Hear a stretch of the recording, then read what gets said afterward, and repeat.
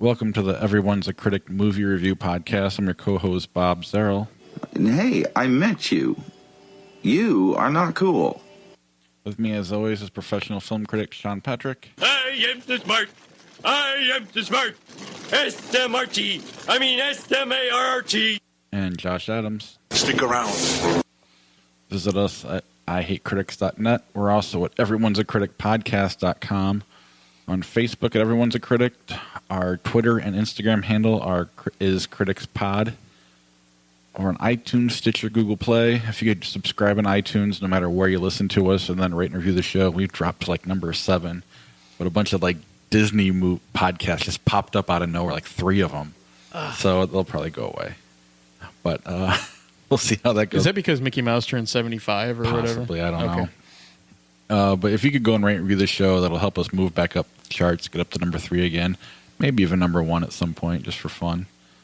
And tell your friends to subscribe, too. That helps us out a lot. That probably helps out more than anything else. I don't want to get off on too much of a tangent here, but is anybody else? I don't know about you listen to podcasts, but my podcast app, iTunes, keeps unsubscribing me from our podcast. On iTunes? Yeah, I'm subscribed to it, but I don't really listen all that much to our podcast because I'm here doing it.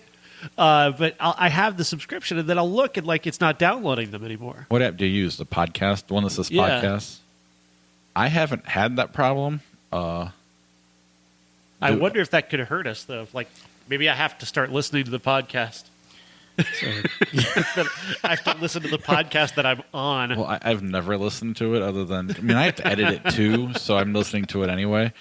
But mine hasn't deleted ever. Definitely hasn't unsubscribed, but if you haven't been listening to it or whatever, it won't download, and it'll say the last so-and-so episodes haven't been downloaded because you haven't been listening to them or whatnot, and then you kind of pull down and it refreshes and it tries to download everything that's most recent. So it's very possible. I wish I knew Apple better than no, I don't. Never mind. App. Yeah, I haven't noticed that, but if anybody else is having a complaint like that, let us know. And there are other podcatchers. You can download random podcast apps, too, that'll let you listen to the show. But they all kind of filter through iTunes, except for Google Play. They filter through their own thing, too. So rating and reviewing and subscribing really helps us move up the charts, and it helps us grow. And then Patreon, IHateCritics.net/Patreon is the best way to support us and help grow the podcast. What do we got this week? Let's just start with the trailers so we can get the news and roll right into our movie. The first trailer I got is The Quiet Place. Yeah, it's an okay trailer. I'm not sure. It seems like a step down for Emily Blunt. She's such a great actress and should be getting much better roles than what might be a stock horror movie. It's not a bad idea. It looks like it could be okay, but there's something just not special about it. I wonder if it doesn't look as special because it comes at night. It's something we've recently seen and praised on the show because there's a lot of that in this trailer. That's definitely the vibe that I got. But she's in this because her husband directed it. I would assume the best guy ever, John Krasinski, that I'll never live up to. I'm bringing this to the show because John Krasinski is always he's really pretty, and his Jim character from The Office was always the number one dude guy in the world. Yeah. Right, you get what I'm saying, and so I always come at his projects with a chicken eye, glaring at him from the side. To be fair, though, watching the trailer for the first time before Justice League, for whatever reason, it played before Justice League, but. I did story about that. Yeah, I did enjoy it, and I just feel like it's maybe too close to the subject material that we just got done talking about this year. That's all. I don't think it's the same movie, obviously. It just looks close to it. I didn't get stock horror movie, though. I can't imagine he would go in. It might end up being one, but I don't think his intentions are a stock horror movie by any means. But you never know. It seems heavy on gimmick, I guess. It definitely has a gimmick. At least the trailer did. And I know my son got on his knees and then put his hands over his ears because he was so petrified by the trailer. Literally every other trailer, including Pacific Rim 2 and whatever else, I want to see that in the theater. I want to see that in the theater. That one, he's like, I don't want to see that in the theater. So there's that kind of goes to Josh's point, although I guess I didn't care as much. I wasn't entertained by the fact that he was scared. Then there's Rampage, The Rock. Yeah, that looks really stupid. What a terrible, terrible looking movie. And I love The Rock, but I've never, is this a video game? I've never heard Yes, it's the best video game ever made. Like, okay, this tells me that you've never played it, but that's okay. In like 1984, 85, 86, 87, 80, 89, it's still, no matter which game came out in the arcade, I always wanted to play Rampage because you were these big animals that climbed up the sides of buildings and bashed it until it came down, and you ate the people and you ate the food, and it was like, seriously, it's kind of tongue-in-cheek too, like, fun, and Rampage is the single biggest fun. pice of what's that? This trailer didn't look fun. Well, it didn't look as fun as the game was, that's for sure. But the fact that they're making a Rampage movie gets my nostalgia meter like on overload. This is the arcade for me. I think that there are probably a lot of people in my spot, people that are slightly older than myself. Perhaps you would think more along the lines of Tron or what, maybe Pole Position, maybe Asteroids. I don't know. Something that is slightly more advanced. That I didn't like. They started pulling it from the arcade maybe when I was starting to play and comprehend video games. I'm not trying to date you way older than me. I'm saying you might be at a cutoff point where this doesn't hit you as much as something else. I mean, the cool thing about the arcade too is that they would put your city in the game. Yeah, They would, wherever the arcade was, that would be like Peoria or Moline or whatever. Was neat. I mean, I don't know. It looks stupid, but The Rock will make it as fun as it can be. But I mean, it's from the director of San Andreas. That's a big deal. I don't know if that guy. If I remember does right, irony. I mean, honestly, like he's this is such an earnest trailer for something that sounds so silly. but the last line in the trailer, oh yeah, what I really needed was a large crocodile climbing up the buildings. Yeah, and then there's the large crocodile. So. It'll probably be fun. Yeah, it comes out in April. It's not quite like in the thick of the summer stuff, so it isn't going to get lost like San Andreas. Well, but that made really over well, 100 actually. million. They're both going to be. This is going to be as successful as that was. I think it's positioned well to He's do also well. starring in another sort of kind of giant animal movie this year, which is Jumanji. Yes. I mean, I don't know. And San Andreas was really bad. I believe you. I remember you being that mean to it on the show, though. I feel like you were like, it's not as bad as I thought. I'll have to re-release that episode. Please, yeah, I don't Rampage comes honestly out remember. to see how much Sean liked it. And then Strangers 2. I thought this looked terrible. I'm laughing because Bob loves that movie. Yeah, I like the idea of killers with no motivation. They're just creepy. And they did a good job of not letting you know who these people were. It was just such a neat horror movie that was somewhat run-of-the-mill but different at the same time. And then this just looks as run-of-the-mill as it gets.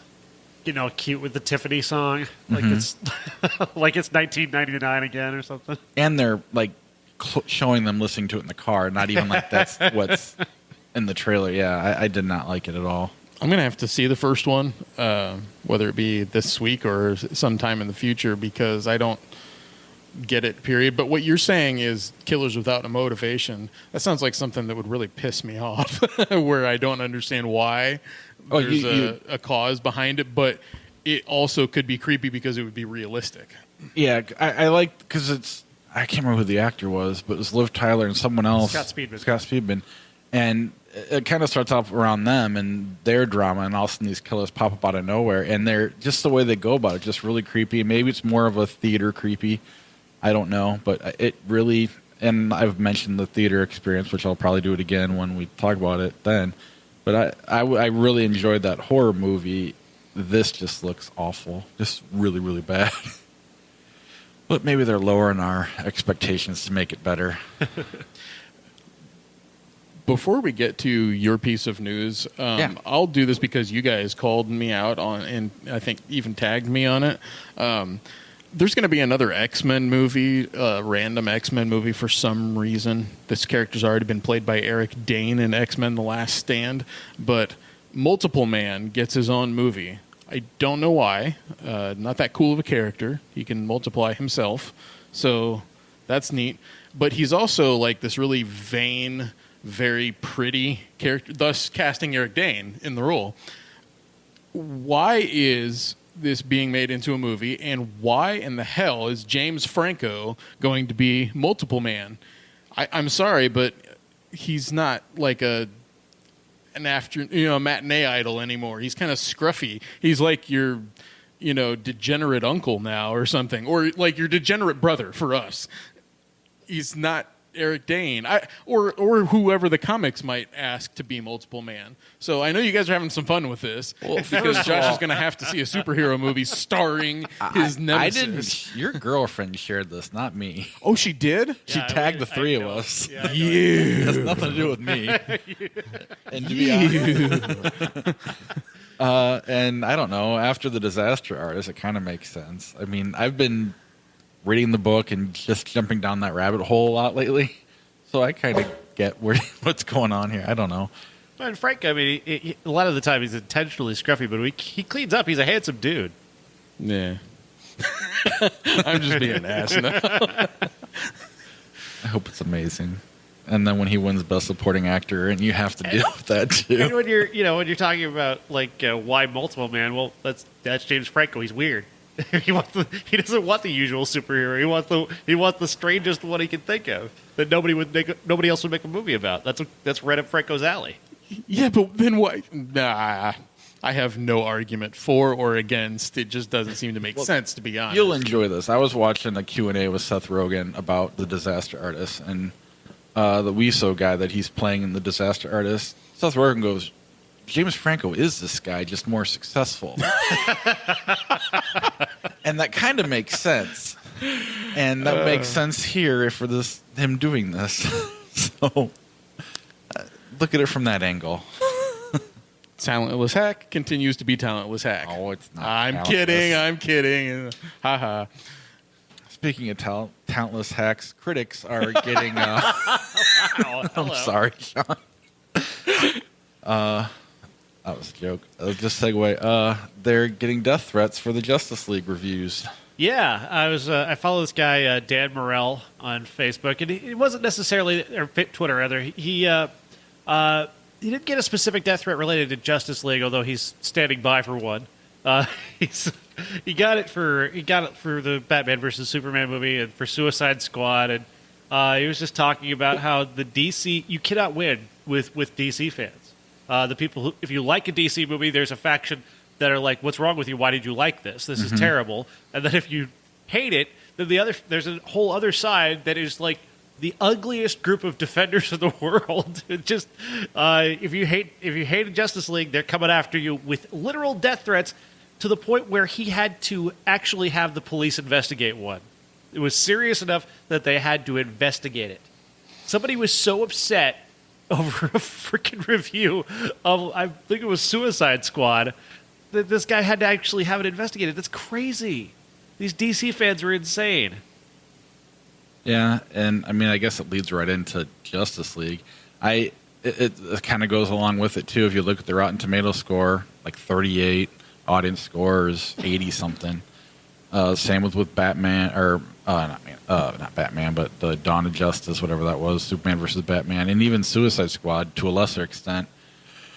The audience score is way higher than the critic score. And, I mean, I guess it ends up being not that bad of a movie is kind of where we're all at with it. It seems to be. I mean, it's... I actually, in a controversial statement time, I still like Batman versus Superman better than this. I do too. Yeah, me too. But I in my review I get to say a line that I think may be my favorite line ever in a review, and that is that I referred to Zack Snyder as a steward of adequacy. That's basically what he is. He's just always like, other than his like early films, which are really bad. Ever since he took over the DC universe, he's made movies that are just kind of good enough. That's good. You just kind of like, yeah, that's not bad. But I mean, he'll never make a great movie. Zack Snyder. It's never going to happen where he makes a great movie. He's just not a good enough director. He's not a visionary. He's a okay carpenter at best. I will disagree with you on that, but say the same thing. I think he's a visionary. I just don't think because he has his own unique look and style to his movies. Doesn't necessarily mean I like it, Right. but I don't think he's a good Carpenter because his movies they're not tight. They're not, well, they're not put together that well. But I do think he's got a vision and he's very, I do think he's more of an artist than a Carpenter. I just don't think he's a good one. I would say like, you look at someone like Kevin Smith, I'd say he's more of an artist than a Carpenter, but he's not a technician by any means. I think Zack Snyder is an artist. I just don't think he executes it very well. I just don't like his art. And I don't know. I would disagree with this. His movies look terrible. I mean, most of them look really bad. Which I didn't have a problem with their in looks. this film, are especially, oftentimes pretty bad. I didn't always dislike his look. I just got sick of his look. If that makes, I actually like his early movies. Josh, As do I. Dawn of the Dead, Watchmen, Legend of the Guardians is an incredibly. I didn't realize it was Zack Snyder until it was done. But I was like, wow, that's amazing. I can't believe that it's amazing, but it is. I get both arguments, actually, because... Well, I think we're saying the same thing. Well, I would say he's almost not improving as a director. He's listening to other people. He's like Bro Carpenter, okay? Because if you look at it, it's got a lot of masculinity and testosterone to it. The look of it is definitely... It appeals to my male sensibilities and not so much my emotions. I say cool more than I say, wow, look at that. But there are a couple of moments of subtlety in his films that I have to say it's a little bit of artistry. The opening 5 minutes of Watchmen, for example, where the comedian is thrown out of the building or whatnot, and then we haven't covered Watchmen at all. Which just have been the perfect week. It probably would have think been, about actually. it till now. He's not going to Really would do have the been. next Justice League movie. Completely wrong direction later in the show. I'm likening him, if I can think of anything in music. This is going to be bad because you're both better at understanding the relationship with music. But I can't wait. What's that? I can't wait. Go, keep going. Maybe I should keep that to myself. John Mellencamp is what comes to mind. Like, adequate, sometimes really good. Like, I'll listen to Jack and Diane before most rock songs, right? But also, well, you know what you're going to get. And his greatest hits is like, I've got it. Don't always put it in, but he appeals to, I think, like dudes that are not necessarily cool with art, or he bridges a gap between two different audiences, like a country music audience and a rock music audience too. And he's trying to bridge gaps between action and superhero and geek culture and mainstream films. And I think it's a stretch, but I am trying to understand what both of you are saying and put my own vision on it. And there's a couple things he's done that has sucked too. Sucker Punch is terrible, for example. God awful, yes. But I mean, the thing of it is that look throughout his career, he's got a lot of adopted cool that goes with it. Like, I mean, obviously DC is not his. These characters are not his. Dawn of the Dead, not his characters. I mean, he does Watchmen 300. Watchmen 300, exactly, not his stuff. He adopts a lot of cool, and that gives him a cachet that he hasn't really even earned as a director, because he's already got an audience that's built in and ready to defend anything that comes out related to those things. He's never. That's another reason why I say he's not a real artist, because he's never really done anything of his own. I don't know about Sucker Punch. Sucker Punch is his own, and that's it was one of the awful. reasons. So there you go. Yeah. When I was saying, statement. what I meant by artist was more on a visionary visuals, because he has this weird, unique look. Storytelling wise, not at all, but I did get sick of it like halfway through Watchmen, where I was just like, I just don't think that being distinctive makes you a great artist. I didn't say great. I just said artist. That was kind of what I was getting at. Is I don't think he's I like Justice League. I like Batman versus Superman. I think they both look like crap in terms of the visuals. They're just muddy and murky and obscure the action at times. But I like the characters enough that I didn't mind it. And that's really what works, are the characters. Wonder Woman is completely awesome. Affleck, not so much of the Batman. He does at times look like he doesn't want to be here. I got that sense that he is not having fun. Not that Batman ever has fun because he's a serious character, but there just doesn't seem to be a moment where he even a moment of celebration for him. Like he doesn't seem comfortable. He doesn't seem happy.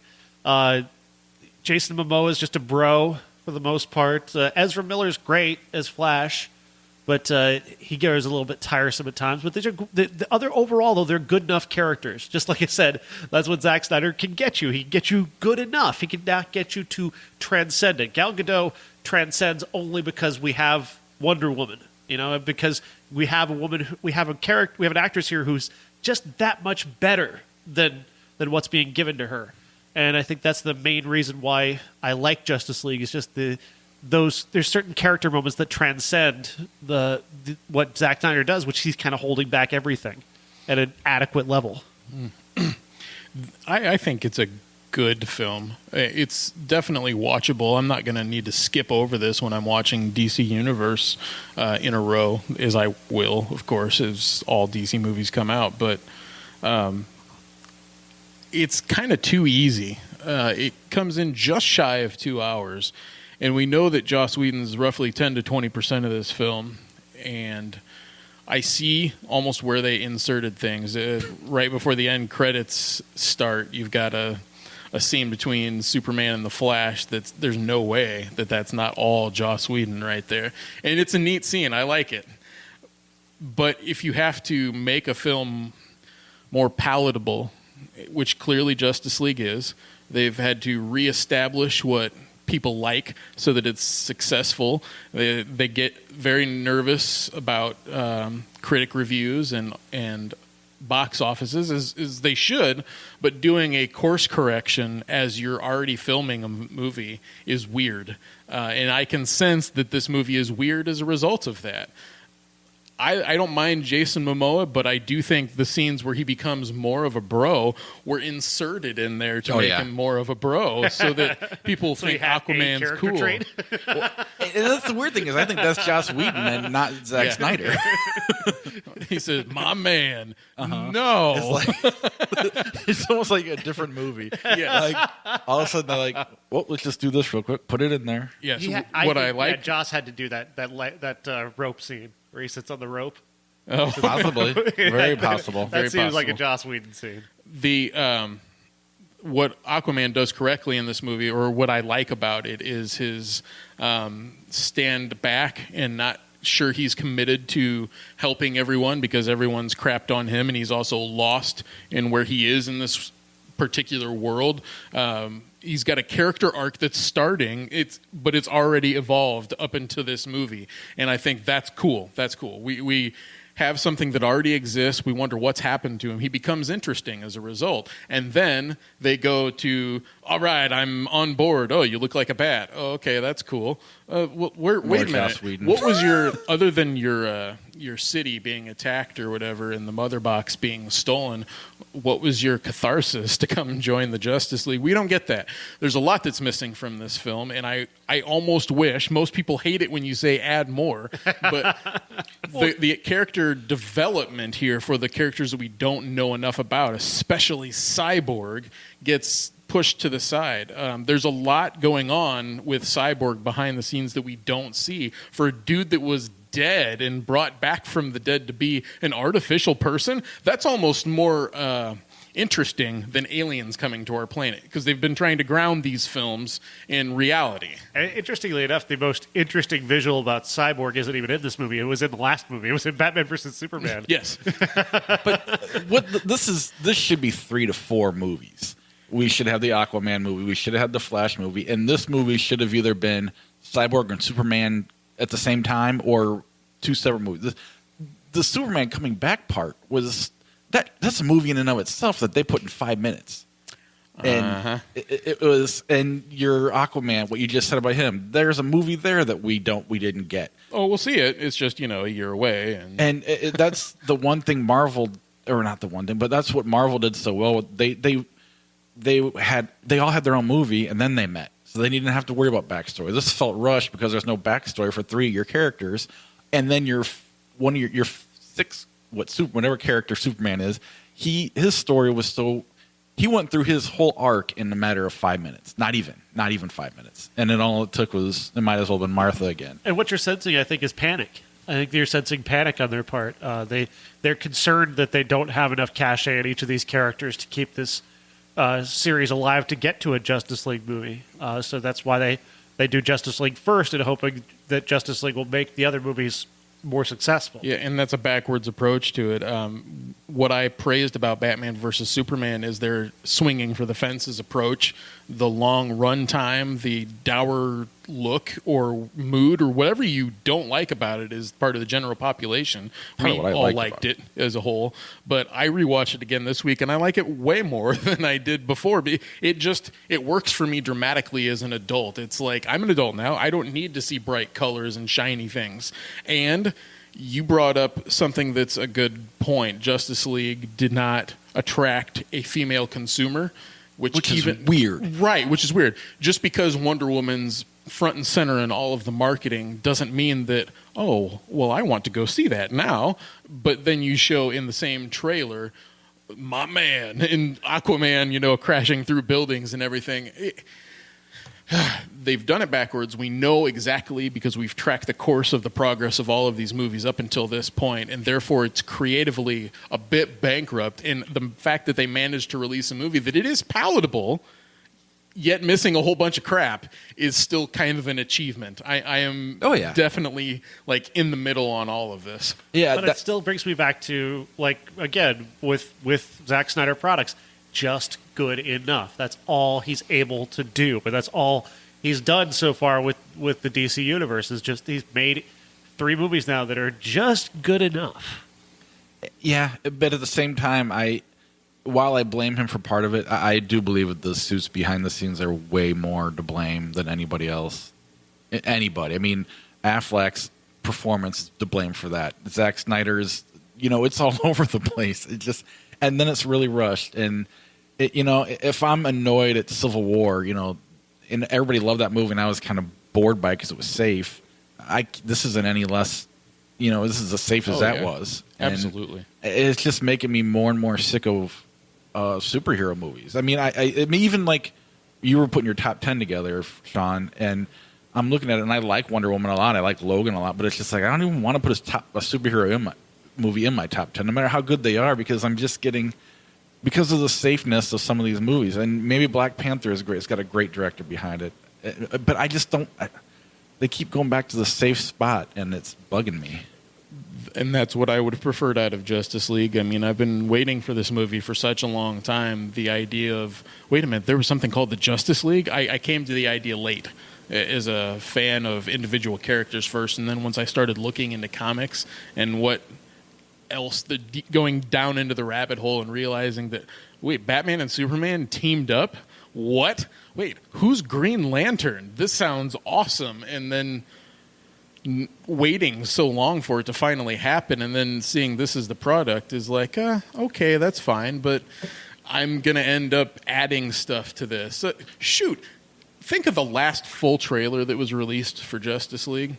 At the end of the trailer, they left everyone on a cliffhanger because Alfred looks at something and says, I was wondering when you would show up or whatever, and there's this green glow. Oh, is that in the movie? No, it's not in the damn movie. Willem Dafoe is cast in Justice League as the King of Atlantis. Is he in the damn movie? No, he's not in the damn movie. There's a scene, the most recent trailer for Justice League, where Lois Lane reaches over to a pillow and doesn't see Clark there. Is that in the movie? No, that's not in the damn movie. It's kind of in the movie. The scene is chopped. Oh, yeah, it's not the same scene as the trailer, but it is broken up into 2 totally separate parts of the movie. It totally is. Fine. Give us... DC has been acknowledging fan reaction and putting things like extended cuts and director's cuts out on Blu-ray. Okay, fine. So I will be able to see some of these things, I'm sure, come March when this is available for purchase. But that's not enough. It's not enough. So I'm a bit mad, but also kind of hey, this was kind of cool and kind of fun in certain scenes. My boy really liked it. He says it's way better than Batman versus Superman because that was just so dark. And okay, I get it. All right, hey, way to go, DC! You marketed exactly how you wanted. Is that they took it to an unpopulated place so that nobody else could accidentally die in the fight. I watched that. I'm like, wow. You know, in Avengers 2, they have somebody running around saving everybody so that no one dies. It's just, I understand that we lived through 9/11, but that part of that affects me, and not that I like that feeling, but it draws something out of me, and I don't be afraid of it. You are 100% right. You're right, And but- the part of Batman versus Superman that really started to get me following it is they blow up Capitol Hill. I mean, or the Senate building or whatever. What? You killed a bunch of important people? Like, they're dead. They're all dead. And Superman's sitting there in the middle of it watching this all happen around him. That's a big deal. And we talked about that on the Even show. Man of Steel, they were just tearing down towers. And the further you get away from it, you know, I start to dislike the movie. But then I'll watch it and I'll like it more. And then I'll get away from it and start to dislike it. And I think it's probably the same with Batman versus Superman. But I don't know. I don't mind them going. I know that that's the notes they're getting from everybody, but you were going to say something, Sean? No, you covered it. Were you guys having the same problem with Henry Cavill's face that everybody else? Oh, yeah. No, I wasn't. The uncanny valley of Henry Cavill's mustachioed face. Dude, okay, I know you got to do reshoots and everything, but they make these things since the 1920s called fake mustaches. They wouldn't let him. Paramount had him under contract specifically. Saying Right. I'm 100% with you on this, but silly. for the love of God, man, do whatever you can. Get hair implants into your above upper lip. Because it did look uncanny, it and his looked really teeth looked rubbery. bigger. And looked really rubbery. you can tell when it's there. And then you say, oh, well, that's a brand new scene. That's a reshoot. Oh, that's a reshoot. Oh, okay. Well, I'm starting to piece this all together. And I guess you could say the fun moment for me at the end of this is if you got to stay to the end, through the end credits, everyone. If you go to see this, it's important because for me, as a fanboy, I geeked out more to that than I did anything else in this film. It's kind of unfortunate. Who is that at the end? Should I say it? That's Spoiler alert. It made $100 million, so enough people saw it. It's The people that care saw the movie. it's a luxury yacht, and clearly Lex Luthor has escaped. And coming to meet him on his boat, you can see him from the back, and it's a very well shot scene because instantly I knew it's Deathstroke. Deathstroke is a magnificent character with a cheesy name. It's just saying Deathstroke makes me kind of cringe a little bit, but the scenes that Joe Manganiello was shooting for test footage for the Batman solo movie that Ben Affleck was going to direct, I thought that was all lost to history. But as it is, they kept Joe Manganiello in the role. He looks great when he takes his helmet off. And then Lex Luthor starts to talk about we should start a league of our own. And I'm like, oh, the Legion of Doom, huh? And you're on the water already? This is amazing. Gina Davis and Madonna. I had no idea. I thought, did they wear shoulder pads with spikes? How bad is it though that I'm looking? I was staring at it with the helmet on. And I'm thinking, is this Deadshot? What's I thought? There's some similarities with the characters, but Deathstroke is really awesome. He's Batman's foil. So Lex Luthor is Superman's foil. Now we've got Batman's foil in there. I like it. That Joker was Batman's foil. Well, like Then the Penguin, then the Riddler. yin and the yang. Like literally, his helmet's right down the middle because he's good and bad. He's like the Boba Fett of the DC world. Oh my God, I can't believe I said that. Who's that? I just lost Bob. Hey, you'll be happy to know I really liked a movie that talked a lot about Star Wars this week. Excellent. Let's continue. Should we go to that movie or do we have more to say on Justice League? I'm fine. I mean, it's safe, it's rushed, it's watchable, it's good enough. fun, it's good enough. Don't listen to the critics that say it's really bad. And don't listen to the fans that And want to kill please critics. don't threaten critics. Please don't kill me. Please don't threaten. I liked it. Hey, hold on. I like this. The Marvel people are going to come after you now. You can't win. The people who hated Justice League are coming after me now. Wonder. Wonder. This is, yes, Steven Chbosky, who directed Perks of Being a Wallflower, which is a great movie, directing a family movie that I thought for sure was going to be this pushy, cloying, manipulative movie about a kid with a facial deformity and like a Lifetime movie that's just choking the tears out of your eyes. And this is not that movie. Chbosky is a really, really great director and a really smart writer, and he makes a lot of really smart decisions. Jacob Tremblay plays the young boy. Julia Roberts and Owen Wilson are his parents. He's got a sister as well. And I liked the best part of this for me was the moments when he cut away from the kid and spent time with his sister, his sister's friend, his friend. Those were great moments and really well done, and really layered this story and layered these characters and gave them real lives that really mattered, and made his life matter that much more to you. And it doesn't do anything predictable. There's nothing. I loved the culmination of the movie, the finale of the movie. Most of the time you're thinking, okay, the kid's definitely going to be in some kind of life or death situation. They do something so smart in this movie with that moment that you don't have to worry about something being too dramatic. It's really smartly done. This is a very good movie. In fact, I've heard some people actually compare it to a potential Academy Award movie. I called this my Pete's Dragon because Josh really had a connection. I don't know. I told this to Sean. This is almost embarrassing. I'm trying to be healthy and whatever, but I'll sneak away to the movie to get popcorn and snacks because my wife doesn't know what I'm doing. And she went to a concert tonight, so I had the ability to go to a 110 screening, and I was like, I'm just going to go see Wonder. I've already seen Justice League, and I sat down, and I thought the same thing, Sean. I thought it was going to be a Lifetime movie that, you know what this movie is going to be, and it was everything Sean said's perfect. Every time. Like, it did pull tears out of me, but it was when they went to the sister, when they went to the friend. And it just turned into, it was kind of like The Big Sick in a way. I like The Big Sick better. But I think because that's a true story makes that one, anything that goes crazy in that movie, it happened. So, you here there's a couple things where you could go, that's a little out there, but I liked it, And it followed everybody. It wasn't just about him. And you could buy everybody's story. I mean, and on top of that, I'm relating to things. Like, there's a scene with a grandma. My wife's grandmother just died. We're dealing with a bully situation in our gymnastics class, and the parents are a big part of the problem there. And it's just things that are happening that in this movie, just having a kid in general, it doesn't matter if they have a facial deformity or not. It really just hits home on a million different levels, I think, for anybody who sees this movie. And it just, I don't know, it really shocked me with how much I liked it. Makes me feel good to hear you say that I'm not the only one that can have a Pete's Dragon moment where most of the audience might be sitting there saying, like, okay, that was great, but you are, like, peeling yourself from your seat because you've been so affected by it. And I was wondering, though, because I think Pete's Dragon did get pretty good reviews anyway. Yeah. And I was wondering, am I putting more onto this than I was? But basically, everything Sean said is exactly how I feel about it.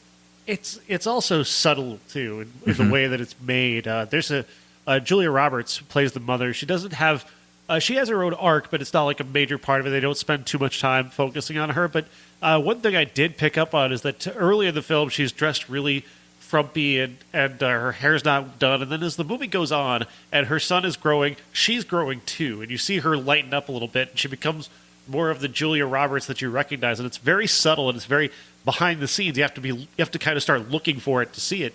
And I was looking for it, and I saw it, and I was like, that is a really impressive way to grow her character without having to spend too much time on it. Yeah, and even Owen Wilson, you wouldn't mind. That scene, he has a scene where he's crying. That is a wonderful scene. Just an absolutely wonderful and unexpected scene. Probably. You mentioned Perks of Being a Wallflower. That movie wasn't going well for me. It was fine, but not quite what I expected. And then something happens in that movie, and it just floored me. And all of a sudden, the movie as a whole became way more impressive. And so I can see the talent of the construction of that movie, that something like this would work well as well. This one, I think that moment happens earlier. I think it does a good job of right away, like, oh, this isn't about the kid. This is about everybody. And it the two sides of every story. Oh, this kid's kind of an asshole sometimes. And it was just like, I don't know, just very human, just good and bad for everybody. And it was just, I don't know. I couldn't recommend it higher. it'll probably be a top 10 movie, just maybe because I'm adding on to it, but it really was that good for me. Oh man, Mudbound. Mudbound, yes. Lost in my handwriting. This is a Netflix movie. They've put it out into theaters for this weekend and the previous weekend to qualify for the Academy Awards, so it's going to be in the running. And this is a powerhouse of a movie. The story of two families in Mississippi around before and during and after World War II. Two sons go off to fight. The rest of the family stays behind, both sides, and we see, the evolution of racial history before our eyes, or rather the lack of evolution, I guess. It's almost as if the black family are still slaves, and it's 1939 to 1948 that we're watching. It's a remarkable film directed by Dee Rees, and I was just... It is such an adult movie. It is such a movie that is having a much bigger conversation, and it's having a conversation that is much, much harder for people to dodge, because we try and dodge this conversation as much as possible about just what we owe people for what we did, for what our people did to black people. This is a movie that is rather confrontational about that idea, and how it's a reminder of just how recent this was. I mean, people... Again, you try and deny it, but this is less than 80 years ago. We try and shove it under the rug and pretend this stuff doesn't happen or didn't happen at that time, but it did. And there's a lynching in this movie that is it's stunning. It's shocking. It's painful. It breaks your heart, and it forces you to remember that lynching, was still around in the 60s and 70s in the South, especially in Mississippi. And again, it's just another one of those things we try to brush under the rug and say, no. It got better after we freed the slaves. Slaves have been free for years. Fuck you. Fuck you very much. You had a black president. Oh, Grandpa, he's from a different time. Yeah, I watched this and Wonder back to back, so it was kind of the emotional baseball bat hitting you right and left. It really makes you just like, why are we making death threats over Justice League when there's these great movies out there, and those movies can exist, the box office, but I don't know. It's just I don't like watching it, but it was necessary, and I want everybody to go see it. It's on Netflix. It's the first thing that popped up when I turned it on. It's slow and very deliberate, but it holds you in place and just kind of really hit you very, very hard repeatedly with its message. And I appreciated that message a lot, and not in an annoying way. To your point too about Justice League too, as I pointed out in my review that. Is this the kind of movie that can make us grow up a little bit? Probably not, because we're still... Because the right people aren't going to see it. People about Justice League, but there's an element, at least, of Hollywood that may be starting to grow up into this. I mean, we've got 3 movies now this year that have had you start off with Get Out, which has the racial conversation in a way that it's palatable to a mainstream audience in a kind of horror movie way. You had Detroit, which is a true crime movie. And now you have this movie that with the same themes and the same ideas, but much, much darker, much deeper, much harder, much more impactful. Yeah. Did you get a chance to see it, Josh? No, I we just found out about it at the last minute. Yeah, and I saw that it was on Netflix, and that's great. But then a rated R film, I'm not going to take time out during the day to watch this with the boy. I don't think it's appropriate. No, I'm starting to have the thought of there are movies to introduce to him that describe our society a little bit more, per se. Up until now, it's been told through fantasy stories, and morality is portrayed by superheroes, and then we have to have a conversation afterwards. But really something that actually happened, or things that actually happened. I've been trying to ease in a thought of, oh, maybe do I talk about Selma? Should I show him Selma? Because I think that that's such a good movie, and really truly understanding that, okay, people are still human beings. Martin Luther King is not a superhero, but he was a real person that had real flaws that promoted real change, and that's what our world was going through. Something like this, I'm very interested in watching. Very interested. And if time would have allowed itself, of course, I would have watched it. And this cast is quite impressive. I mean, Carey Mulligan, Jason Clarke, Jason Mitchell from Straight Outta Compton, I see, is in there. Mary J. Blige is in the film as well. Academy Award level good. Oh, yeah. Everybody just Mary J. disappears into these characters. That's really something else. And Netflix is Like you just really you outdoing listed itself. actors that you know, Yeah. like recognizable people, and they just disappear. I mean, it's the character, the 100%, all of them, and Mary J. Blige especially, but it's across the board. It's really, really good. There's a scene where she's hired to be the maid for Carey Mulligan's family, and you think for a moment it's going to turn into that thing where she's going to teach the white people how to be better, and no, that's not what's going to happen. She's at a standoff immediately, and that is a far more truthful way to portray this. Yeah. I mean, I don't have much hope for this movie helping other people because we've had, like you said, Selma. We had 12 Years a Slave. There's a movie every year that, Hidden Figures to another extent. It's just, I don't know. I had a conversation with somebody. I should call them out, but I'm not going to just because I don't know. I don't know why.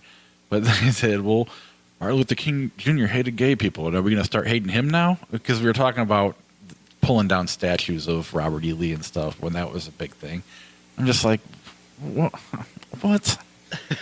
It's not, I mean, I don't know. I just feel the conversation keeps changing to something. Oh, yeah. Provincialism is spiking, it appears. Yeah, but it's a powerful movie, and it's on Netflix, so go ahead and see it. Let's see here. You ever heard of the Son of Sam? Fellow who received orders to kill from a dog? That one. You defended him. Green Lantern. Okay, no problem. I get it. Yeah, we just had the conversation about the serious race movie. I know. So Right. I didn't even think about that till right now. Let's lighten up the show a little bit. Take you to a place that is none of those things. A Ryan Reynolds film. Green Lantern in 2011 was widely considered to be a disaster. It didn't make its money back. It was a critical failure. It didn't capture much audience attention either. In fact, most people would say, ugh, that stupid Green Lantern movie. Well, I think there's a lot of reasons for that. People don't quite understand the character as well as others, and so they don't have a long storied history like they do with Batman and Superman. So it was harder to catch on to Hal Jordan and the history of intergalactic police officers. And I'll start out with what I consider the flaws of the movie are, but then I want to say what I grab onto and why I feel it's good and it's worth watching. Okay, Martin Campbell is a director talking about Carpenters. As a Bond director, okay, he directed GoldenEye, he directed Casino Royale, which is my favorite of the Bond movies. Very good action set pieces. They look really good on the surface, but they're earthbound films. The Mask of Zorro is an earthbound film, and you have large action set pieces in that film where you can get a whole bunch of stunt players involved, and that works. There's not a lot of CGI in those movies. They're very practical in the way that they portray action. So from that perspective, I could never understand why Martin Campbell was hired to direct this film in the first place, other than he was just a well-known director who could definitely get all of the ducks in a row. That being said, how could he possibly bring out the charisma of somebody like Ryan Reynolds in a role where he couldn't do that for Pierce Brosnan? And I felt that Daniel Craig had his own thing that they were going for, and he worked for the style of film that they were doing for Casino Royale. It starts poorly. It's a bad opening scene where you've got Jeffrey Rush giving you a very, very quick backstory on what the Green Lanterns are, and you're supposed to catch up really quick to really shitty CGI and a terrible title sequence that has a bad typeface and everything like that. It looks cheap. It doesn't look serious. And I mean this when I say that. You look at the Green Lantern title sequence, then go to something like Man of Steel, Dark Knight, Batman versus Superman, even to an extent Justice League. Okay, I'm comparing apples to apples here is what I'm feeling I'm doing. It's cheap, and so you get set off on the wrong foot. Okay, it's also too hurried. This film likes to rush through this amazing new place called Oa that this earthbound guy named Hal Jordan is traveling through wormholes to get to. Although it's a really cool science fiction idea, does Hal Jordan ever stop and have a Jurassic Park moment? And I like to refer to that because when the characters in Jurassic Park are seeing the dinosaurs, they say, holy crap, what's going on here? I can't believe this is actually happening. Hal Jordan never has that moment, really. He looks astonished, but never says, wait a minute, there's aliens? Wait a minute, there's this intergalactic police force? He's only focusing on what it means to him. And in terms of exposition, Martin Campbell is a poor visual storyteller. He's a good action director. And because of that, this film suffers immeasurably. If you had somebody else behind the camera that understood the character better, that understood how to bring out Ryan Reynolds' charisma better, it could have been a better film. Now, like I said, I'm starting out with the negatives. I was going to say, what do you like about this movie? A pretty good grave here. You're making me not like it as much as I did. No. The biggest problem to me is the director. And that's where all problems of this film stem from. Because he is still good as Hal Jordan. He wouldn't have been my choice. Unfortunately, they made this film too late. A guy like, not a star, but a guy that could have been a star in something like this, that had the right disposition for Green Lantern. This is a fan favorite, Nathan Fillion. I know that he's not a huge name, and people that watch TV say, oh, okay, he's a TV star. He's not a movie star. I get it. But he would have been a great Hal Jordan. He's sarcastic. He's also bold and good-looking enough to pull off the pilot arrogance. But there's some Ryan Reynolds moments here. For example, other pilot comes to him and says, watch your back. And he says, that's impossible. Okay, that's hilarious. Of course, that's a Ryan Reynolds ad-lib there that I did. love Ryan Reynolds. I'll watch him in anything, even the bad movies, because he's Ryan Reynolds and he's funny. And there are good supporting performances here. Blake Lively takes a character that should pretty much be throwaway, right? And you feel that she's sensitive to the idea of making Hal a better man, and she's running her own company. And it's not cookie cutter. I feel that she adds a little bit of not just because she's a really beautiful woman, but also like she adds something to the role that otherwise could have been throwaway. And I feel that their spark that they actually had on this set, and they're married now and have children, you can kind of see it there. It makes sense. They work well together for me, okay? Peter Sarsgaard as Hector Hammond. He is awkward enough in the role that you believe that this guy would have had a long, troubled history mentally and been unstable. And to introduce an unstable element to his chemistry finally puts him over the edge. I believe it. It wasn't a problem for me to go that far. More than anything, Mark Strong is Sinestro. Mark Strong is not the world's best actor, right? But he's had good performances in other films. Here as Sinestro is one of my favorite comic book villains because he really feels that no matter what, he's doing the right thing. And every scene that he's in this film, he's so incredibly serious and but he's not bombastic. He's not over the top. It's just very straightforward. And so when he says, maybe we need to do this, we need to take that next step and add fear to this so that we can defeat the enemy. He's just all business, and that's what Sinestro is, and Mark Strong pulled that off really well. There's some science fiction elements to this that really work for me, too. All of those aliens on the planet Oa, some of them are rendered poorly CGI-wise, but some of them are actually really kind of cool. And all of a sudden, you've got thousands of aliens out of nowhere, and they had to come up with a lot of these off the top of their head. In the comics, there's a lot of very cheesy versions of the characters. A guy with like broccoli on his head, for crying out loud. There's a squirrel that's a Green Lantern. There's a dog. They show the Wasp Green Lantern at one point with very silly names, but this movie shows it as more of like a very quick, albeit, but a cool cavalcade of like universal alien type things that I really liked. And I like the look of that planet. I like the look of the space stuff in this movie. It appeals to my science fiction sensibilities. Again, is it strong as a whole? No, there's something missing there. It's like they couldn't put all the pieces together and it got too rushed. And the exposition isn't there. And it's an origin story that is trying so hard to be earnest, but then just doesn't put it all together. It's not woven together well. But I'm putting the pieces of Green Lantern that I like myself into this film, and I'm liking the performances of the main characters enough where I'm holding on to it and saying, especially by the end of this week's viewing, saying to myself, okay, again, it's confirmed in my head that I like this. I just wish that it could have been better. A lot how I feel, it's similar to how I feel about Justice League, to be honest. Okay, now tear me a new one. I didn't have a great experience with it this week. I didn't mind it when I first saw it. Like, I kind of, because I like Ryan Reynolds enough that I passed on it. This time, the bad special effects really stood out. I didn't care for the look of the planet. I thought everything looked kind of that bad rubbery CGI that like Henry Cavill's face. Like everything in Green Lantern kind of looked like Henry Cavill's face to me.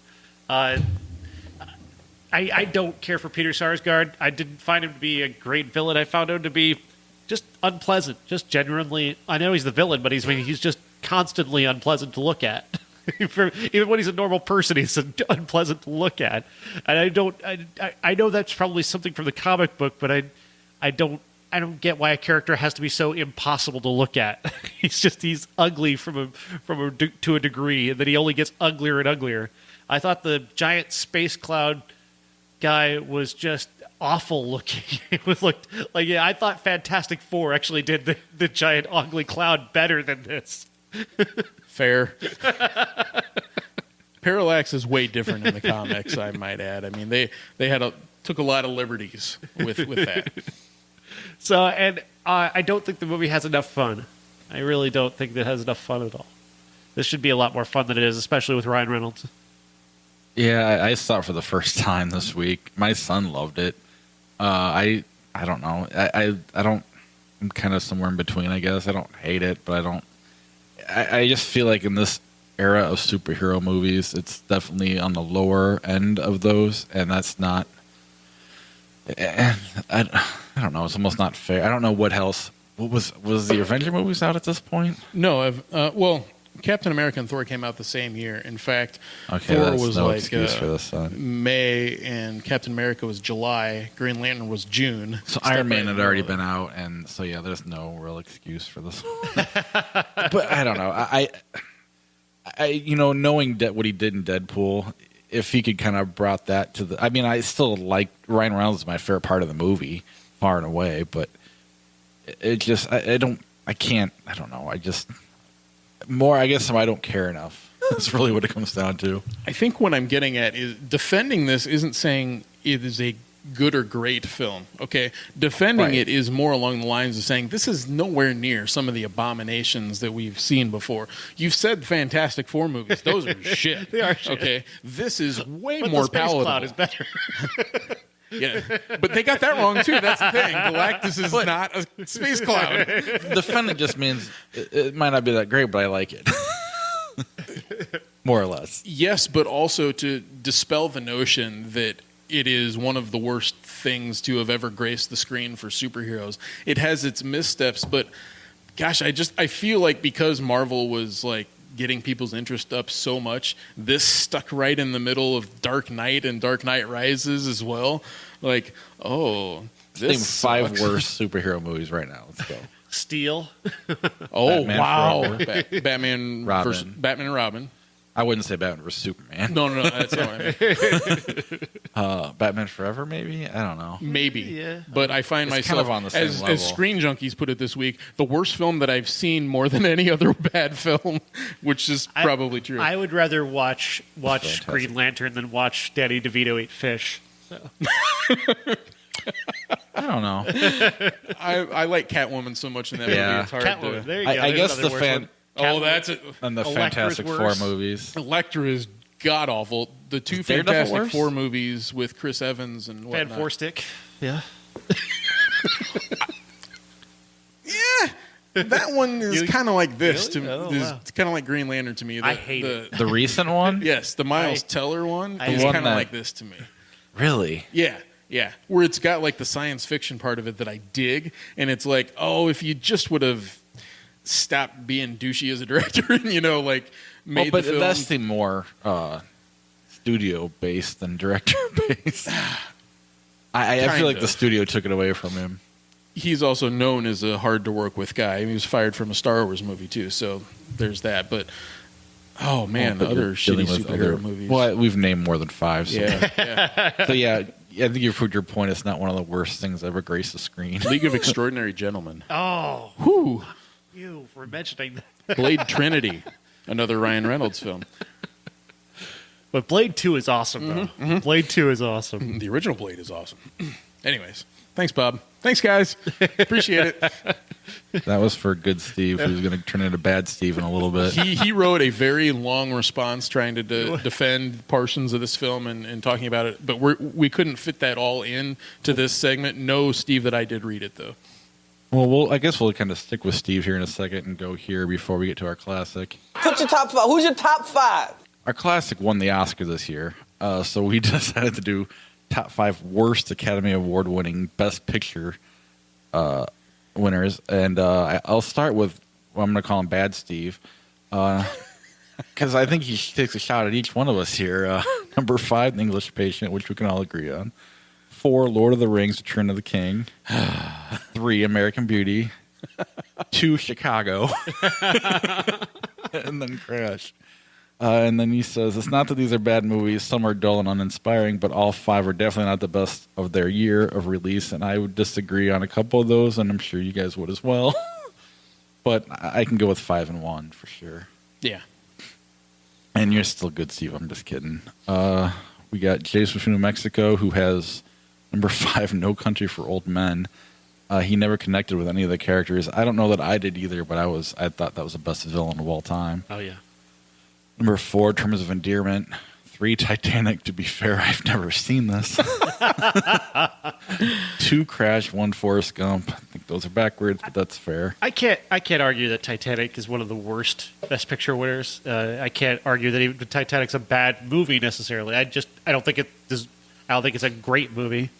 And not that year either. Yeah. One of the best years in movie history, and that one. Yeah. I think that definitely hurts it. Uncle Jeff. Number 5, Platoon. 4, Dances with Wolves. 3, Braveheart. Ouch. 2, Forrest Gump. 1, Crash. Admittedly, some, if not all, of these titles seem worse than they probably are because of the films they beat. I guess I can see in a couple of those. That's it. You'll go to mine.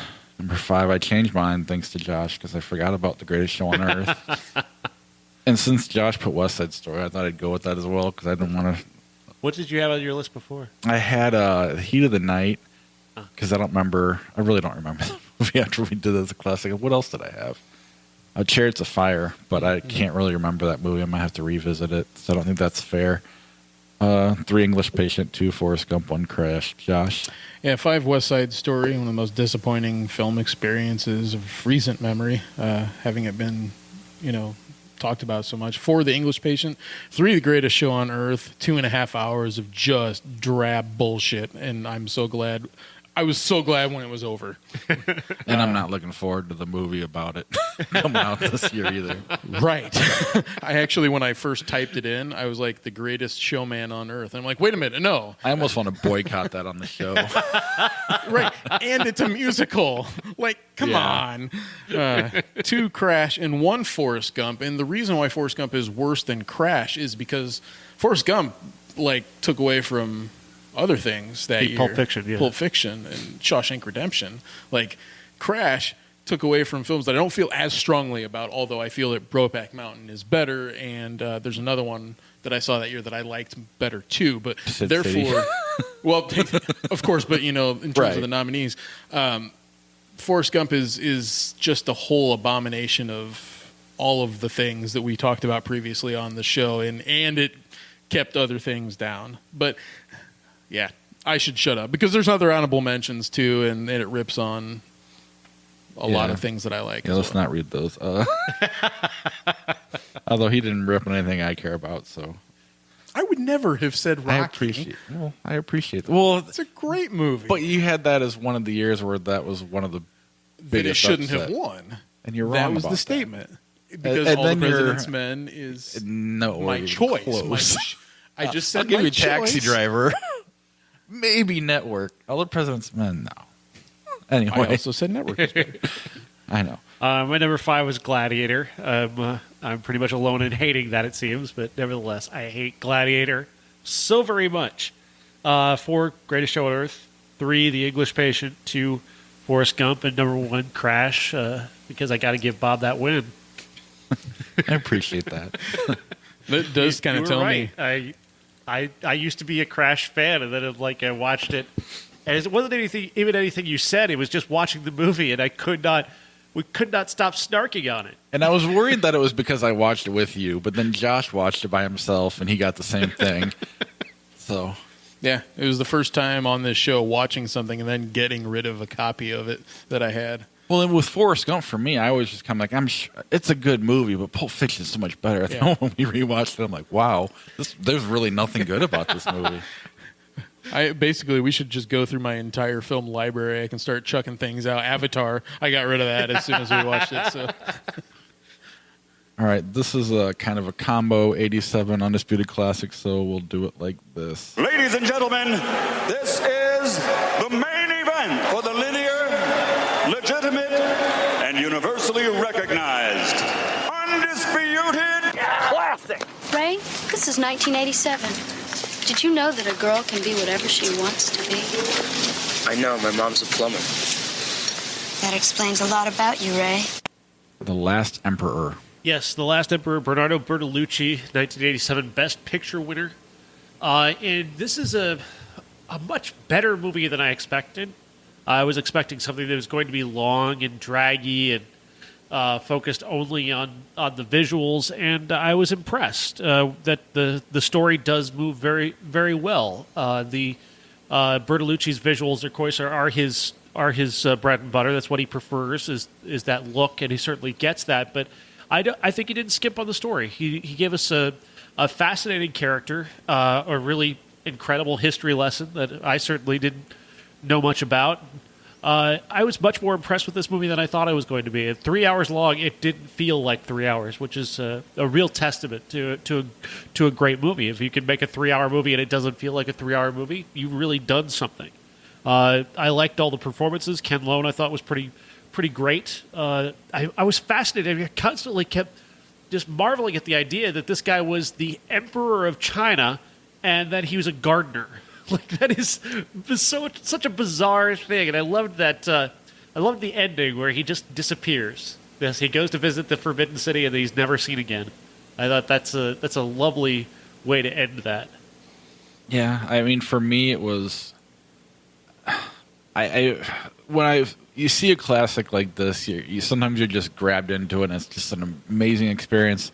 And this is kind of like that Seinfeld bit where it's like, he never laughs at any of my jokes. He just says, "That's funny." And when I'm done, I'm just like, that's an interesting movie. That's kind of where I am with it. It was watchable. I didn't dislike it. I'm not as familiar with that area of the world in their history. I kind of was interested in the fact that he was essentially a prisoner his whole life. Even as the emperor, he was a prisoner. But again, I just found it interesting, and then it just kind of begins and ends there for me. I would have to agree mostly with what you're saying, Bob. I would say the first half hour I was kind of drawn in to the movie more than I expected to be. Longer films, there's usually more exposition at the front than there is at the end, and you really have to wait for things to happen. Whereas this one, it seemed so alien, the culture and what they do for the emperor, and what they do to the people surrounding the emperor drove me crazy. Now it's gross to think about, but everything that the emperor does, they inspect and then they bathe him, and then make sure that they have the emperor's taster, and countless dishes are sent away. Peter O'Toole entering the film was very interesting to me too, because trying to inject something different than what he's experiencing every day, and he's insolent, but you also sense that Puyi has the desire to know more.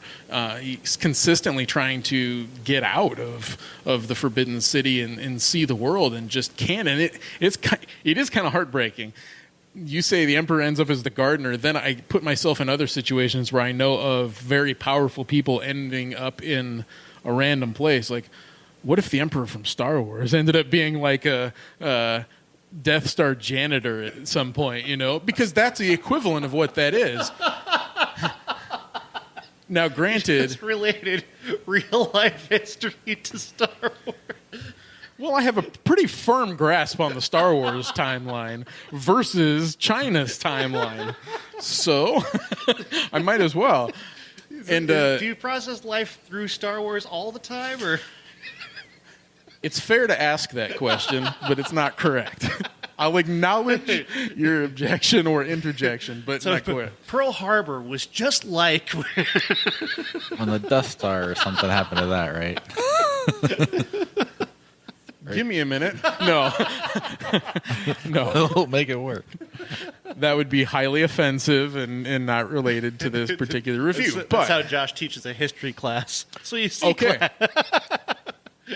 In a way, yes. I had planned to be a history teacher at one point, and I had ideas intermixed with popular culture, because popular culture does a good job of reflecting history.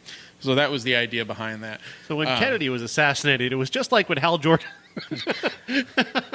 I like where you're going with this. I mean, we're laughing, but that would be an entertaining class. And you would, it works. I would have been a very entertaining teacher. I just hated most of the children. That's the problem.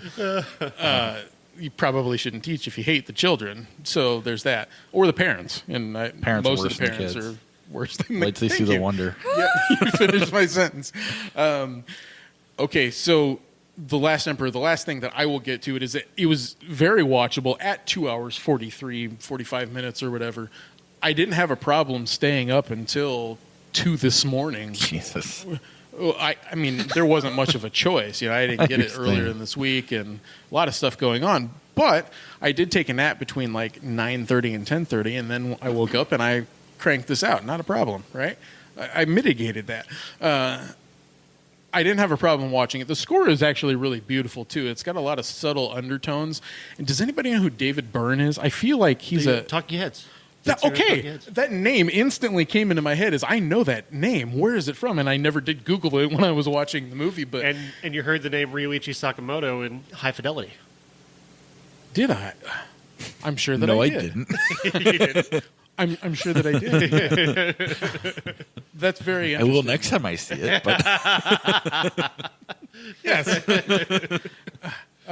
I always saw The Last Emperor as homework. I don't think it was homework, but I don't think I ever need to see it again. It didn't catch me as other Best Picture winners that are longer, like Amadeus, for example. I love Amadeus. Is longer, but it really grabbed me. And this one is like, well, that was a very good movie. I liked it. I see why it won Best Picture. It's longer. It has prestige to it.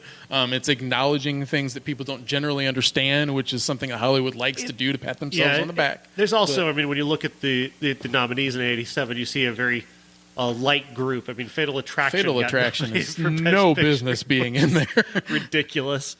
But I do think, for me, if I recast '87 and redid it at Broadcast News, is a better movie, which we'll see next month. Agreed. Moonstruck is a better movie as well, and we'll see that next month as well. I feel like we definitely need to watch Hope and Glory now at some point because of this being Best Picture and knowing already that Broadcast News is something I would prefer over this. I guess I should say I should watch all of them no matter what. But well, it's for me. It's like I don't know if it's hard to say those are better, but you definitely have different types of movies, and this is, I'll call it homework, but like an interesting homework assignment that you're not bored by. Because if nothing else, it's new information, and mostly. And I think it's as good as it can get in that area. And I just think it's kind of what would you prefer. I definitely think it's worthy of a Best Picture, but I also don't. I gotta say, I kind of like Bertolucci not being a perv for once. That was nice. You saw him edge towards He that, edged toward but it. it held didn't back go a there. lot. Didn't go there. Comparatively to everything else he's done. Especially when you know the emperor has how many ladies in waiting, and then we don't really get to that. It's very subtle and understated. You know what you mentioned, that it's interesting the way John Lone plays that naivety and that he doesn't know anything. Like he's as smart as he is, he doesn't know how life works at all. And I thought John Lone did a great job of capturing how this guy, being so secluded and cloistered and kept from the world, he doesn't know how anything works. And that you juxtapose those early scenes of him being there and not knowing how the world works, and then later on when he's a puppet of the Japanese and he's seeing, oh wow, this is how the world works. that perfect oh shit face that he has is so fantastic. It's funny that you should say that. Gosh, I said it was the last thing I was going to say, and then I'm rambling. We kept going. It was Oh, our fault. okay. John Lone was in a movie called Iceman in 1984 with Timothy Hutton, and he is the caveman. It didn't hit me until I reviewed the cast of this film. John Lone. Okay, why do I know that name?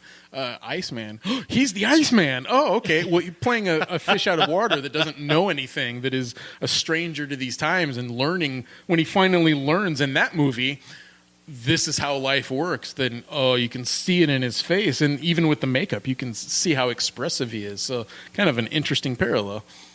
What else we got from 87? Oh boy.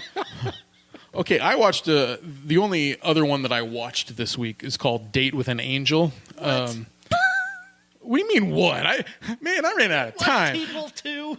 No. I'd seen Teen Wolf 2. I don't need to rewatch Teen Wolf 2 to comment on Teen Wolf 2. But Date with an Angel stars a guy named Michael Knight who has zero charisma whatsoever. I don't know what he's doing in movies. But you've got Phoebe Cates, gorgeous Phoebe Cates, who plays the character that you really dislike because she's engaged to this main character and keeps trying to get him to do the things that she wants him to do. And then this angel, literally an angel, I'm not talking about like in theory an angel, falls to the earth. This man gets her out of the water and resuscitates her, and she can't communicate other than making angel noises. Which have either of you seen Date with an Angel? Not for years. Nope. Okay. She makes angel noises by like squawking, and it sounds like a bird, like she's a bird talking to him, and he's trying to interpret what she needs, and eventually they form a relationship. Like fucking torture. Oh, it is torture, because I remember seeing this when I was younger and thinking to myself, oh, she's really pretty. It's Emmanuel Baird, who was in a movie last week that we didn't get to, Man on of the Spring. She's also in Mission Impossible. She's a perfect choice for an angel because she's quite angelic, but also, how did she sign up for a movie where she gets to make bird noises throughout the entire thing? It's really insulting to her, and a movie that doesn't work because it's very disjointed, and you basically just have like a teen romance that doesn't this was work. on like the local channels, the 80s, in the afternoons. So that's how long ago I saw it. Yeah, it doesn't take itself seriously at all. Teen Wolf 2, speaking of... Can I ask a question real quick? Yes, of course. Sean, what have you seen more, Citizen Kane or Teen Wolf 2? That's a hell of a question. That's not fair. Teen Wolf 2. Okay, so it's not Michael J. Fox returning in the role, which always bugged me when the film came out. I'm like, he's still alive? Like, because my kid's sensibility went to, if you are alive, you can be in the sequel. No, it's Michael J. Fox's cousin. The kid from Hogan's Family. Right. And Justine Bateman from Family Ties' his brother. Jason Bateman is Teen Wolf 2. He's the cousin. But he has a lot of this film is taken up by flashbacks to the previous film, and the film's runtime is only like an hour and 20-some minutes, and then you wonder, like, oh, wow, they really suck at making movies. But it made money. It has to have made money. I mean, it was a very successful film in terms of, like, profit margin, but boy, is it shitty. Somehow, equally as shitty as the first one, but not as memorable to the general public. Yeah, it's terrible. I don't know how I've seen it so many times. It was on cable a lot when I was a kid, so I just watched it a lot. My favorite thing though about Teen Wolf 2 is a story though that Will Arnett tells about what he likes to do to Jason Bateman as his best friend. He will just randomly text him publicity photos from Teen Wolf 2. That's pretty funny. It always bugged me that they never spelled it correctly. Like TOO. Yes, Well, even he's as Teen a Wolf kid. also. They're cousins. He's also the Teen Wolf, so it's correct. Yes, but there's just something about it that rubbed me the wrong way, even as an 8-year-old. I was an asshole as an 8-year-old too. Okay. Also, Flowers in the Attic, the middle school girls tag-along book to all of their classes. At least in my experience, V.C. Andrews, Flowers in the Attic. Every girl that I knew was reading that book. I don't know why, because it certainly sounds a little macabre for middle school taste. Grandma and a mom keep kids like in the attic while they're doing murderous deeds below. Stars Louise Fletcher, Nurse Ratched, so I guess casting-wise, they got the grandma right. But other than that, I didn't actually see the movie, and I don't know if this is even close to as well-known as the book is. Oh, it's a... I don't know. My wife loved it. I think a lot of people... Jason from Mexico said it was his favorite movie of the week, and last Emperor came out. Wow. I do think it's more of a girl movie in that, like you said, the V.C. Andrews, I didn't realize this book, but now that you say that, it definitely... I don't know. My wife loved it. I don't. I remember every girl carrying a copy of this book or okay, any good. other It's not just V.C. me. Andrews book.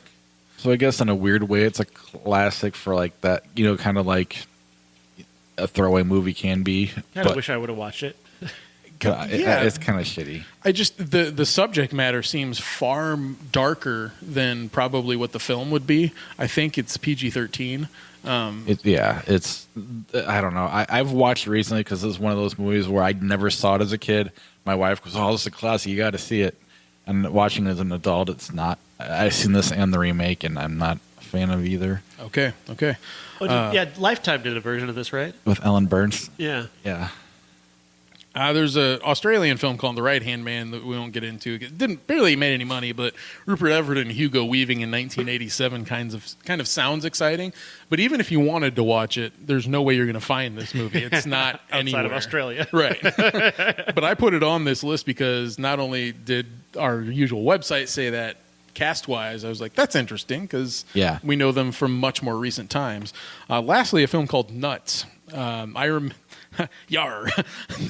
I remember this from seeing the video jacket and seeing Barbara Streisand looking just angry in the odd scribbling of the title and Richard Dreyfuss looking at her oddly. I just thought it struck me as an odd poster for a film because why would you have a star looking slightly askew?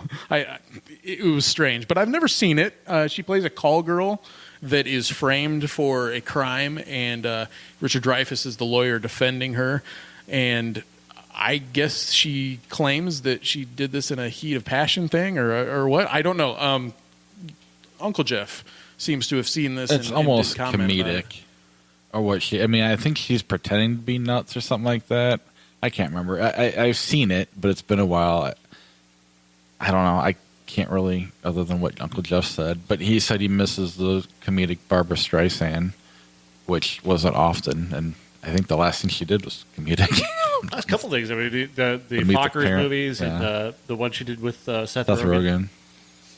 Yeah, so she can be funny. Big Stars, not a movie that's well known though. Nope. Next week, we definitely got Coco. There's a possibility Roman J. Israel Esquire comes. And if that had come, Bill and Ted would have been our classic. But instead, we're going to do... oh, yeah. Joke from a couple weeks ago that didn't really land then either. But just because we had a list of classics we want to do, and we can't really... We've done Pixar to death, so we're going to go with Barton Fink because we want to watch it. I've never seen it, and it'll be a reason to see it. And for Sean and Josh to re-see it. And then our top 5 will be the cast of 3 Men and a Baby. That movie comes out 30 years ago this is going to get the crowd going. Jason from New Mexico should be all over it. Oh, absolutely. And, I mean, Planes, Trains, and Automobiles also turns 30, but that's like... Thinking about it, how did these two movies both come out at the same time? Well, because it's Thanksgiving week. They're both like there's still 2 movies people still talk about. I'm going to get in trouble because I hate planes, trains, and automobiles. Oh, you won't get in trouble. You'll just be wrong. I'm just kidding. Chris Jericho will put you on his list. It means nothing to anybody. And but yeah, that's what else is there that I normally say? Yeah, Coco next week for sure. And then it's going to be, hopefully we'll start getting some of these award movies to come through. And as always, go to ihatecritics.net/Patreon to be a supporter. That helps us out the most. I want to thank our Patreon supporters. We'll start with Charlie Messing, our key grip.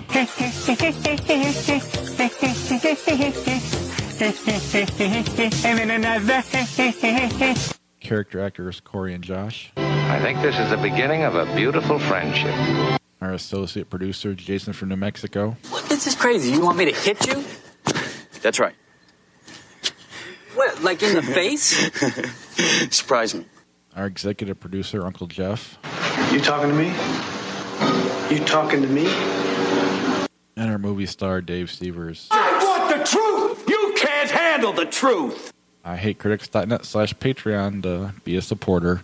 And then, as always, iTunes, subscribe, and rate and review the show. We'll read it on the air. Otherwise, that's our show. We'll see you next week. That ought to do it. Thanks very much, Ray. And we're the three best friends that anybody could have. We're the three best friends that anyone could have. We're the three best friends that anyone can have. And we'll never, ever, ever, ever, ever leave each other.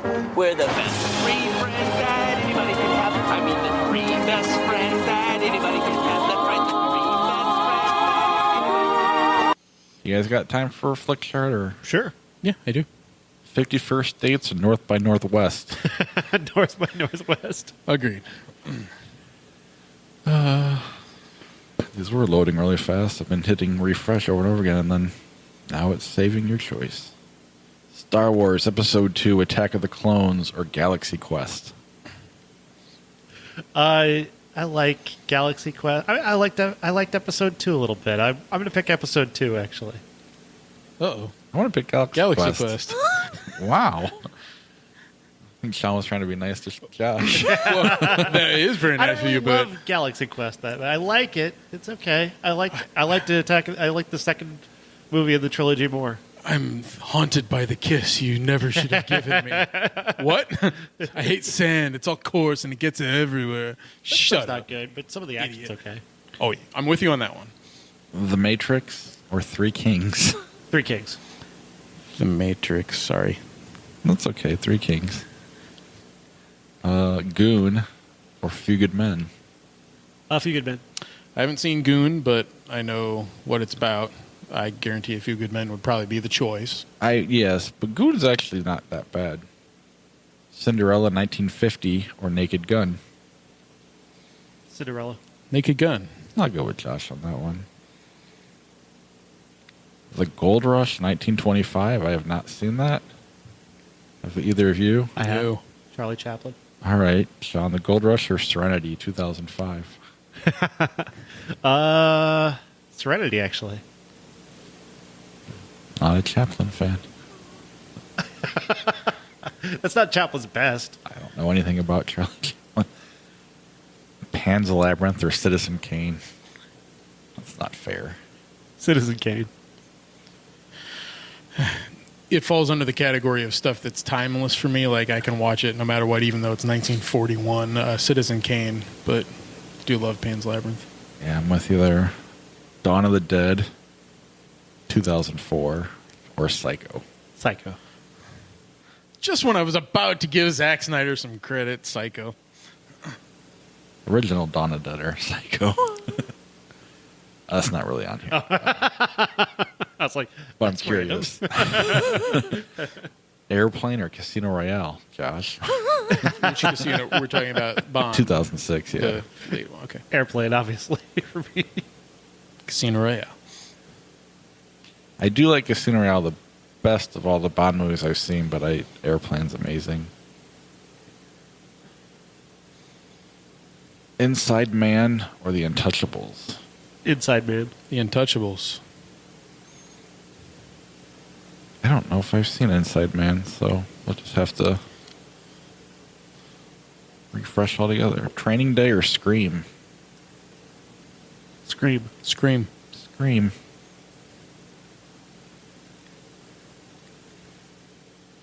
American Beauty or Apollo 13? Apollo 13. American Beauty. American Beauty. Do not like Apollo 13. Hitch or Gone Girl? Gone Girl. Gone Girl. You sure? Beauty and the Beast, 1991. The Fantastic Four, Rise of the Silver Surfer. Beauty and the Beast. Beauty and the Beast. Hot Fuzz and Mary Poppins. Mary Poppins. Probably Mary Poppins. I haven't seen it since I was a kid, but Yeah. Hot Fuzz is fun. I do like Hot Fuzz, but Scream 2 or Night at the Roxbury? Scream 2. Scream 2. Bruce Almighty or The Truman Show? Truman Show. Interesting choice there, Flick Chart. Truman Show, though. 28 Days Later or Juno? Juno. 28 Days Later. Oh, that's tough. I'll probably go with Juno, though, but that's really a coin flip for me. Woman in Black or Notting Hill? Notting Hill. I have not seen The Woman in Black. Is that the Daniel Radcliffe movie? Yeah, I haven't seen that. That was actually not a bad movie. I would have actually picked that, so I guess we'll just have to... Hellboy 2 or Hannibal? Hannibal, I guess. Hellboy 2 is not very good. Hannibal. I like it when we choose Ridley Scott movies. Makes me happy. The Hangover or Pirates of the Caribbean at World's End? The Hangover. That is the least offensive of the Pirates of the Caribbean movies, and I will choose that over The Hangover. Hangover far and away. Snakes on a Plane or the Gnome-mobile, 1967? The what? The Gnome-mobile? I've never even heard of that. Let's see what else Snakes on the Plane can go up against. Young Frankenstein. Oh, Young Frankenstein. Haven't seen Young Frankenstein. I'll let Sean pick then. Apollo 13 or Die Hard 2?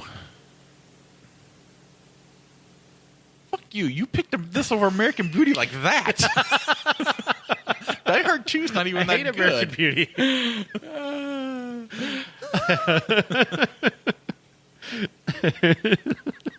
It's Die Hard 2. I really like Die Hard 2. Apollo 13. Die Hard 2. I'm going to go Die Hard 2. You know, Well. there's a story about Apollo 13. People think that Houston, we have a problem is what actually happened because of that movie. But then, like, Ron Howard has been on record saying, like, no, it's not what they said. It just seemed like more palatable to the public. And so that's what people think was said on the actual Apollo mission. That's just funny. The Dukes of Hazzard or Casablanca? Boy. Casablanca. Casablanca. My second favorite movie of all time. Over Dukes of Hazzard? Yeah. Dukes of Hazzard 1. Yeah. Casablanca Right. 2. All right, last one, and this is a tough one. Austin Powers, International Man of Mystery, or The Passion of the Christ? It's not too hard. I'll take Austin Powers. Austin Powers. I'll go with The Passion, but that's a good one to end on. Jesus freak. Movie. Came out your nose.